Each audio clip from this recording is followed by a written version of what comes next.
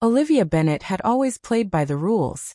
Her life was a textbook example of middle-class success, an Ivy League law degree, a corner office at a mid-size firm, and a marriage to Martin Bennet, her college sweetheart and now a senior financial consultant. Before we dive into this story, tell us where you're listening from and hit the subscribe button so you don't miss another gripping story. Let's dive in. They lived in a pristine house in the suburbs, complete with white fences and a golden retriever named Scout. But perfection is often the disguise that misery wears. 10 years into their marriage, the silence between Olivia and Martin had grown loud. They rarely argued, but rarely spoke meaningfully either. Most evenings were spent eating dinner while scrolling on separate devices, watching TV in parallel, and retreating into sleep without even touching. Olivia tried not to count the days since Martin last touched her out of desire. One rainy Tuesday, she received an art gallery invite in her office email, an address she never gave out for leisure events. It was an accidental mailing list inclusion, but the exhibit title caught her eye. Solitude in Color, Carlos Rivera Solo Exhibit. She hesitated, then RSVP'd yes. The gallery was tucked into a quiet side street downtown, dimly lit and dripping with melancholy.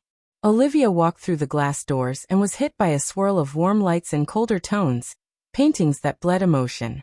He stood in front of one. Carlos Rivera, the artist himself. Medium height, shoulder-length dark hair, with a beard that framed sharp cheekbones. His eyes looked like they were always mid-thought. "You see it, don't you?" he asked, catching her stare. "The loneliness?" Olivia replied. Carlos turned, surprised. "Exactly. Most people say it's passion, but they don't see the ache beneath." They talked. About art. About longing. About life. "I used to paint," Olivia admitted. Carlos smiled. "What stopped you?" She didn't know how to answer. That night, she went home with paint stains on her thoughts. Carlos texted her 2 days later. Just a simple message. "If you ever want to visit the studio, it's always open for you. No pressure. Just space." She went. Once. Then again. And again. The studio smelled of turpentine and jasmine. Half-finished canvases lined the walls.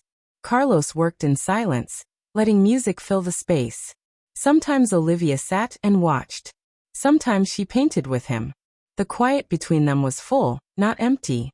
Then one evening, as she dabbed red across a blank canvas, Carlos walked behind her and adjusted her wrist, his touch deliberate, warm.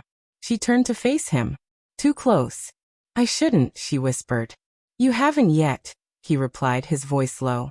And yet she didn't move away. The kiss was slow, tender, explosive. What followed was not impulsive. It was deliberate. Soft hands, gasping breath, clothes falling to the paint-splattered floor. Olivia didn't just feel wanted. She felt alive. Guilt came later. In the shower. In Martin's arms that night, when he rolled away after a perfunctory peck on her cheek. But it was a quiet guilt. The kind you hide under expensive sheets and fake smiles. The affair didn't consume her life. It became a second one. During the day, Olivia was the professional wife. Dinner plans. Grocery runs. Work meetings. She laughed at her coworkers' jokes. She went to brunch with her sister. But on Thursday nights, she became someone else. Carlos never asked her to leave Martin. He never demanded anything. He gave her space, a sanctuary. Sometimes they didn't even have sex. They just lay on the floor, staring at the ceiling, talking about lost dreams and unrealized selves. One evening she asked him, "Why me?" Carlos paused. "Because you don't know how luminous you are. Most people who have everything forget how to feel. You haven't." That night, she cried in his arms for the first time. He didn't ask why. Meanwhile, Martin remained unaware. Or perhaps he chose not to notice. He worked later. Came home distracted. The space between their bodies widened. It was a Saturday afternoon when everything changed. Olivia came home from the grocery store, and Martin was sitting in the kitchen. Not on his phone. Not looking at spreadsheets. Just sitting. There was an envelope on the table. Inside it, photos. Her. Carlos. Laughing at the cafe near his studio. Holding hands. Martin's voice was steady, too steady. I hired someone. Not because I suspected, but because I needed to know what was left. Olivia's mouth went dry. I don't want to scream, he said. I don't want a dramatic scene. I just want to understand why. She didn't have a rehearsed answer. I was lonely, she said. He flinched. So you cheated? I was dying in silence. You stopped seeing me, Martin. I needed to feel something. They sat in silence. The kind that meant the beginning of an end. I won't fight you, Martin finally said. If you want out, say it. But Olivia didn't say anything, because she didn't know what she wanted. She stopped seeing Carlos for a while. Tried to piece her marriage together. Therapy. Weekend getaways. Empty sex. But the damage had been done. Martin was kind. Too kind.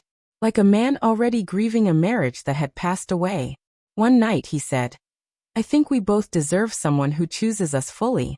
And I don't think we're those people for each other anymore. Divorce was quiet. Mutual. Respectful.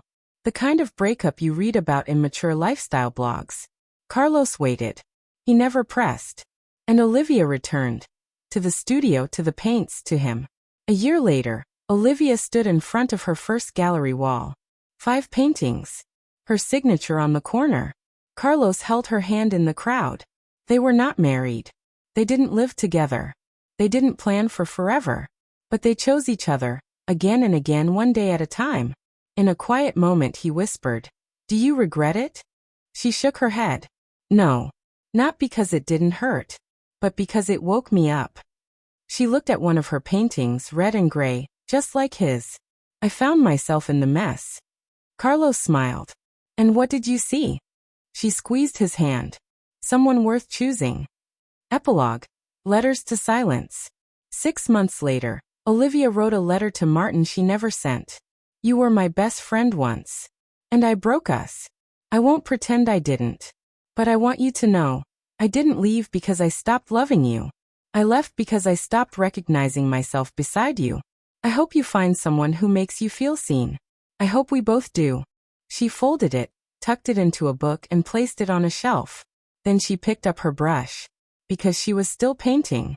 And this time it wasn't to escape. It was to become.